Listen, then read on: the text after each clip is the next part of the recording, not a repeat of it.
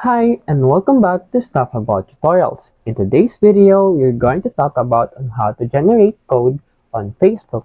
Maybe you wanted to know on how you can generate a code on your Facebook but you don't know how. So in today's video, I am going to show you on how you can generate code on your Facebook. Check the video description and I will try to leave the written instructions. So without further ado, let's get into the video. First you need to do is to open your Facebook application. Once you open your Facebook application, you'll be directed into this Facebook homepage. And then now tap on this profile icon at the upper right corner of your screen.